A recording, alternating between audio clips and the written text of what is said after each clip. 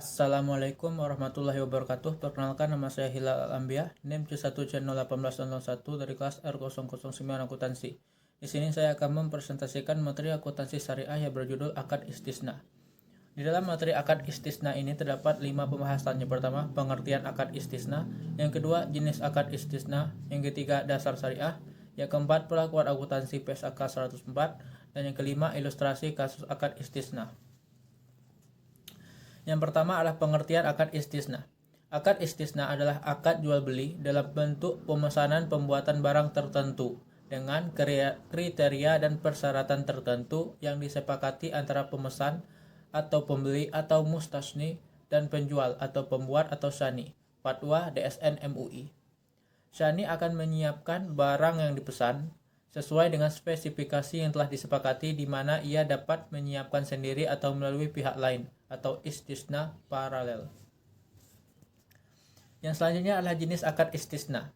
Yang pertama adalah istisna, yaitu akad jual beli dalam bentuk pemesanan pembuatan barang tertentu dengan kriteria dan persyaratan tertentu yang disepakati antara pemesan atau pembeli atau mustasni dan penjual atau pembuat atau syani.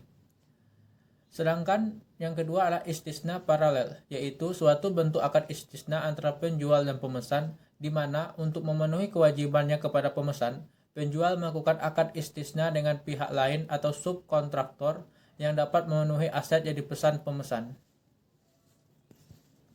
Selanjutnya adalah dasar syariah. Yang pertama adalah sumber hukum akad istisna.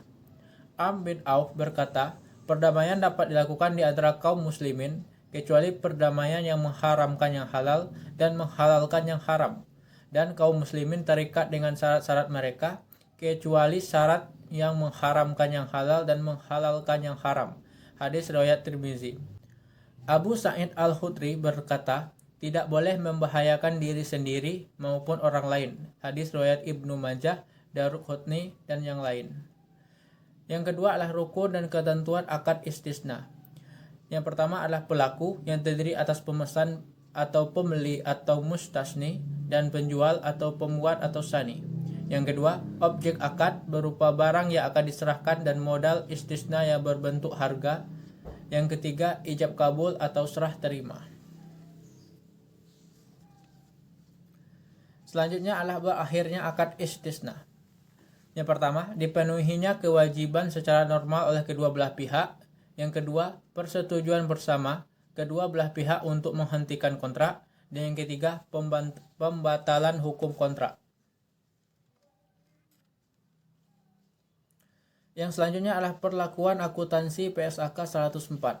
Yang pertama, akuntansi untuk penjual. 1.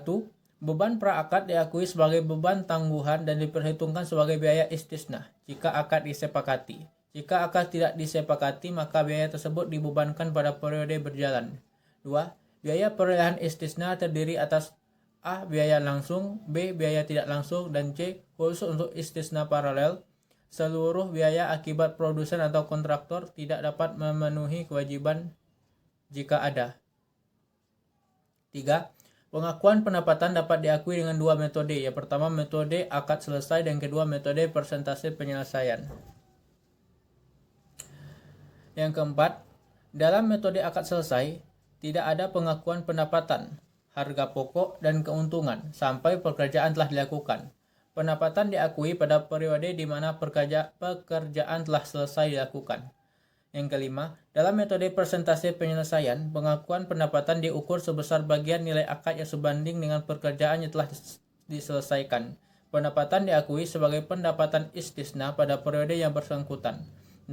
Dalam metode persentase penyelesaian, bagian margin keuntungan istisna yang diakui selama periode pelaporan ditambahkan pada aset istisna dalam penyelesaian. 7.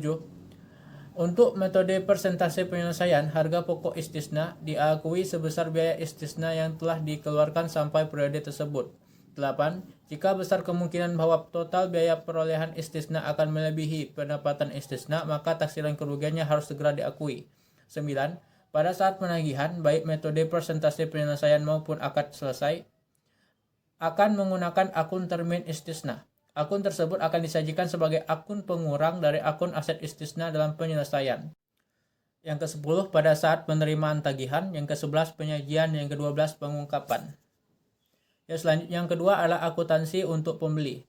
Meliputi yang pertama untuk pembayaran tunai atas pesanan istisna, yang kedua pembayaran istisna secara tangguh, yang ketiga jika pembeli menolak menerima barang pesanan karena tidak sesuai dengan spesifikasi dan belum memperoleh kembali seluruh jumlah uang yang telah dibayarkan kepada penjual, maka jumlah yang belum diperoleh kembali diakui sebagai piutang jatuh tempo kepada penjual, dan jika diperlukan dibentuk penyisihan kerugian piutang. Yang keempat, jika pembeli menerima barang pesanan yang tidak sesuai dengan spesifikasi, maka barang pesanan tersebut diukur dengan nilai yang lebih rendah antara nilai wajar dan nilai perolehan. Selisih yang terjadi diakui sebagai kerugian pada periode berjalan. Yang kelima, penyajian, dan yang keenam, pengungkapan. Selanjutnya adalah akuntansi terkait garansi. Sebagai jaminan atas kualitas pesanan, maka penjual akan membuat bank garansi dalam persentase tertentu atas nilai proyek. Misalnya, terjadi kelalaian atau kesalahan oleh penjual sehingga barang yang diserah terimakan mengalami kerusakan atau kesalahan spesifikasi pesanan dan mengakibatkan kerugian bagi pembeli. Yang selanjutnya adalah ilustrasi kasus akad istisna. Kasus metode persentase penyelesaian dan pembayaran secara tunai. A. Sebelum melakukan akad dikeluarkan biaya sebesar Rp250 untuk melakukan survei. Jurnal yang dibuat oleh penjual adalah beban pra-akad ditangguhkan 250 di debit, pada kas 250 di kredit. B. Jika ternyata kemudian hari dilakukan akad, jurnal yang dibuat oleh penjual adalah beban istisna 250 di debit, pada beban pra-akad ditangguhkan 250 di kredit. Jika tidak terjadi akad, maka jurnal yang dibuat oleh penjual adalah beban pra-akad 250 di debit, pada beban pra-akad ditangguhkan 250 di kredit. C. Dilakukan akad dengan informasi sebagai berikut. Biaya perolehan atau produksi Rp1.000, margin keuntungan Rp200, nilai tunai saat penyerahan Rp1.200. D. Mengeluarkan biaya perolehan istisna. Jurnal yang dibuat oleh penjual adalah aset istisna dalam penyelesaian Rp1.000 di debit, pada kas atau hutang atau persediaan Rp1.000 di kredit. E. Pada akhir periode tahun buku, pengakuan pendapatan tergantung persentase penyelesaian yang telah diakui.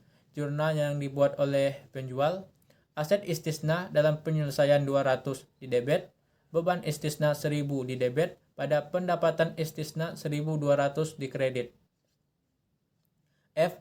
Pada saat penagihan dan penyerahan aset istisna kepada pembeli, jurnal yang dibuat oleh penjual, piutang istisna 1200 di debit, pada termin istisna 1200 di kredit. Sedangkan jurnal yang dibuat oleh pembeli adalah aset 1200 di debit, pada hutang istisna 1200 di kredit. G. Termin istisna sebagai kontra account dari aset istisna dalam penyelesaian. Jurnal yang dibuat oleh penjual yaitu termin istisna 1200 di debit, pada aset istisna dalam penyelesaian 1200 di kredit. Dan yang terakhir, pada saat kas diterima, jurnal yang dibuat oleh penjual, kas 1200 di debit, pada piutang istisna 1200 di kredit. Sedangkan jurnal yang dibuat oleh pembeli, hutang istisna 1200 di debit, pada kas 1200 di kredit. Baiklah, sekian hasil presentasi dari saya. Apabila terdapat kesalahan atau kekurangan, saya mohon maaf. Saya akhiri, wabillahi taufiq wal hidayah. Wassalamualaikum warahmatullahi wabarakatuh.